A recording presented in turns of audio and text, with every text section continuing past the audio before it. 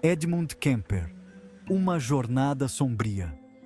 Em um mundo obcecado por serial killers, poucos nomes causam tanto arrepio quanto Edmund Kemper. Conhecido como o assassino de Coeds, Kemper espalhou o terror pela Califórnia durante a década de 1970 com seus assassinatos brutais. Por trás da inteligência acima da média e da aparente calma, escondia-se uma mente perturbada, capaz de uma crueldade inimaginável. Vamos mergulhar na vida e nos crimes de Edmund Kemper, desvendando a complexa teia psicológica que o transformou em um dos assassinos em série mais infames da história americana. As raízes do mal, infância e traumas. A infância de Edmund Kemper foi um prenúncio assustador da violência brutal que marcaria sua vida. Desde cedo, ele foi exposto a um ambiente de negligência e abuso, que moldaria seu comportamento de maneira perturbadora. Nascido em 1948, Kemper cresceu em um lar desestruturado, marcado por desprezo e instabilidade emocional. A casa onde vivia refletia a desordem de sua vida familiar, com paredes rachadas e móveis quebrados. Seu pai, um veterano da Segunda Guerra Mundial, era alcoólatra e abusivo, plantando em Edmund um profundo sentimento de inadequação. As constantes brigas e a violência doméstica eram uma rotina, deixando cicatrizes emocionais profundas. Clarnell, sua mãe, era controladora e emocionalmente instável, humilhando-o constantemente. Ela o criticava e o rebaixava, minando sua autoestima e contribuindo para seu isolamento social. Ela o obrigava a viver em um porão úmido e infestado de insetos, isolado da família. Esse ambiente sombrio e opressivo se tornou um símbolo de sua infância, um lugar onde ele se sentia preso e desamparado. Essa criação abusiva deixou marcas profundas na mente de Kemper. Ele se tornou uma criança retraída, solitária, e começou a desenvolver comportamentos perturbadores. Ele se tornou uma criança retraída, solitária, encontrando na tortura e morte de animais um escape macabro, um sinal clássico de comportamento psicopático. Esses atos de crueldade eram um reflexo de sua dor interna e um grito silencioso por ajuda. Aos 10 anos, matou o gato da irmã, esquartejando-o e enterrando sua cabeça no quintal. Um prenúncio sinistro da violência que viria. Esse ato horrível foi apenas o começo de uma série de comportamentos cada vez mais violentos e perturbadores. O caminho para o abismo. Primeiros crimes. A escalada de violência de Edmund Kemper continuou na adolescência. Desde cedo, ele demonstrava sinais de comportamento perturbador e uma raiva latente que crescia a cada dia. Aos 15 anos, após uma discussão acalorada com a mãe, Kemper fugiu de casa na esperança de encontrar refúgio com seu pai. No entanto, seu pai o rejeitou, deixando-o ainda mais desolado e sem rumo. Sem outra opção, ele foi enviado para viver com seus avós paternos em uma fazenda isolada.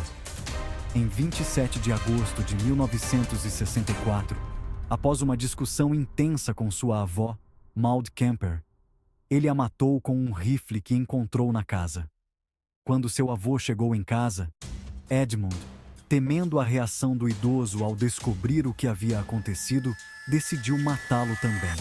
Ele acreditava que essa era a única maneira de evitar as consequências de seu primeiro crime. Aos 15 anos, Edmund Kemper já era um assassino duplo, um jovem cuja vida estava marcada pela violência e pela tragédia. Preso e acusado de homicídio, ele foi diagnosticado com esquizofrenia paranoide. Em vez de ser enviado para uma prisão comum, foi internado no Hospital Estadual de Atascadero, uma instituição psiquiátrica de segurança máxima. Era o início de sua jornada sombria, um caminho que o levaria a cometer crimes ainda mais horrendos no futuro.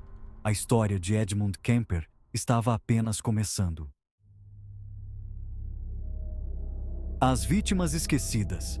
Os assassinatos de Coeds. Em Atascadero, Kemper aperfeiçoou sua habilidade de manipulação, convencendo os psiquiatras de que estava reabilitado.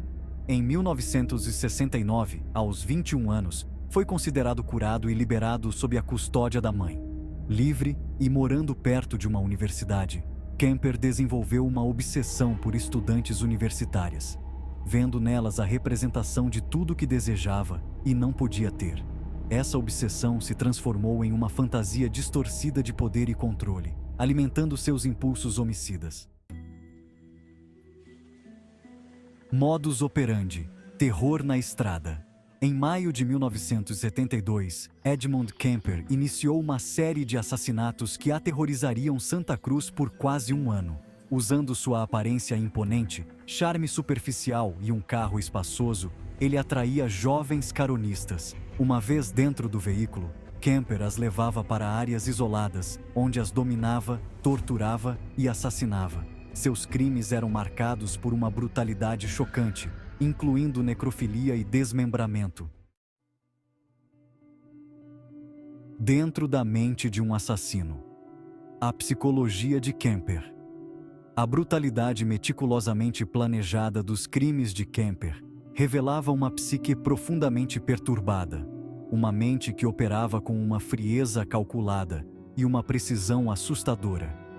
Psicólogos identificaram diversos fatores que contribuíram para sua trajetória homicida, desde traumas de infância até complexas questões mentais.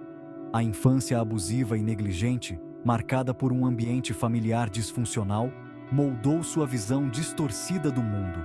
Sua inteligência acima da média mascarava sua fúria interna, permitindo-lhe enganar aqueles ao seu redor e planejar seus atos com uma clareza perturbadora. O diagnóstico de esquizofrenia paranoide oferecia um vislumbre de sua mente conturbada, mas não explicava toda a violência e a complexidade de seus atos. Especialistas especulam que Kemper sofria de transtorno de personalidade antissocial, caracterizado pela falta de empatia, comportamento manipulador e uma incapacidade de formar relações genuínas. Durante os interrogatórios e o julgamento, sua frieza e manipulação ficaram evidentes, chocando todos os presentes. A combinação de abuso infantil, possível doença mental e uma obsessão doentia por poder e controle culminou na criação de um predador sexualmente motivado, cuja história continua a intrigar e aterrorizar especialistas e o público em geral. O colapso de uma mente perturbada. A captura. Em abril de 1973, após assassinar a própria mãe e uma amiga dela, Kemper ligou várias vezes para a polícia, confessando seus crimes. Inicialmente, suas ligações foram recebidas com ceticismo, mas ele persistiu. Um policial reconheceu sua voz e enviou uma viatura para sua localização. Kemper se entregou pacificamente, encerrando sua série de assassinatos. Prisão e arrependimento. Vida após a sentença. Encarcerado desde 1973, Edmund Kemper leva uma vida discreta na prisão estadual de Vacaville. Trabalhou em diversos empregos na prisão e participou de programas de tratamento, embora tenha desistido da terapia em 1980. Kemper concedeu entrevistas, expressando remorso por seus crimes e se descrevendo como um indivíduo doente e perverso. Kemper se tornou elegível à liberdade condicional diversas vezes, mas teve seus pedidos negados repetidamente. Kemper e a cultura popular. O legado de um assassino. O caso de Edmund Kemper fascinou o público por décadas, sendo retratado em livros, documentários e séries. Sua capacidade de manipular médicos e funcionários da prisão expôs as falhas nos sistemas de saúde mental e justiça criminal da época. O caso Kemper gerou reformas significativas na forma como criminosos com doenças mentais são avaliados e tratados. Suas entrevistas forneceram informações valiosas sobre a mente de um assassino em série, ajudando pesquisadores e profissionais a entender os fatores de risco e as motivações por trás da violência extrema. Lições de um monstro. O que podemos aprender com Edmund Kemper? O caso de Edmund Kemper é um alerta sobre os perigos da violência doméstica e da negligência infantil. Ao estudarmos a vida e os crimes de indivíduos como Kemper, podemos entender melhor a origem da violência e desenvolver estratégias mais eficazes para preveni-la. O caso Kemper também destaca a importância da saúde mental e do acesso a tratamento adequado. Ao aumentarmos a conscientização sobre a saúde mental e fornecermos acesso a serviços de saúde mental de qualidade, podemos evitar que tragédias como essa se repitam.